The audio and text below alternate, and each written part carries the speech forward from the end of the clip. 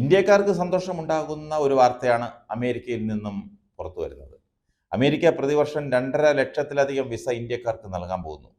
സന്ദർശകർ, വിദഗ്ധ തൊഴിലാളികൾ, വിദ്യാർത്ഥികൾ തുടങ്ങിയവർക്കാണ് വിസ അപ്പോയിൻമെന്റ് നൽകുന്നതെന്ന് ഇന്ത്യയിലെ US അംബാസഡർ എറിക് ഗാർസെറ്റി അറിയിച്ചു. അതിനുള്ള നടപടി തുടങ്ങിയെന്നും കോൺസുലേറ്റ് വൃത്തങ്ങൾ വ്യക്തമാക്കി.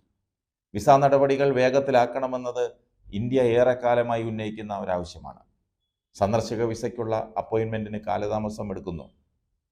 പുതിയ തീരുമാനം അതിനാശ്വാസമാകും. 10 ലക്ഷത്തിലേറെ നോൺ ഇമിഗ്രൻ്റ് വിസ അപേക്ഷ ഇന്ത്യയിലെ US മിഷൻ പരിഗണിച്ച് കഴിഞ്ഞു. ഈ വർഷം ഇതുവരെ 12 ലക്ഷം ഇന്ത്യക്കാർ US യാത്ര നടത്തി.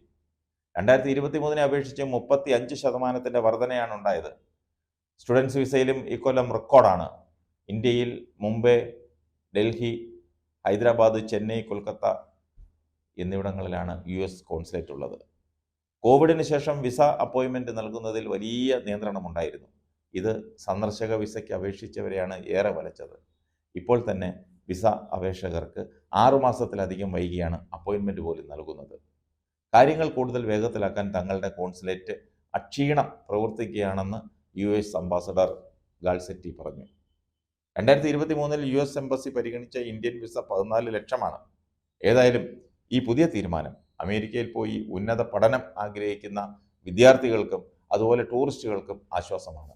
വിസയ്ക്ക് അപ്പോയിൻമെൻറ്റ് കിട്ടിയാലും കൂടിക്കാഴ്ചയ്ക്ക് ഹാജരാകുന്ന 4-1 ആളുകൾക്കേ വിസ അടിച്ചു കൊടുക്കാറുള്ളൂ. പക്ഷേ അതിനെല്ലാം മാറ്റങ്ങൾ വരികയാണ്. അതിൽ കൂടി ഇളവുകൾ ലഭിച്ചാൽ കൂടുതൽ ആളുകൾക്ക് അമേരിക്ക സന്ദർശിക്കാനാകും.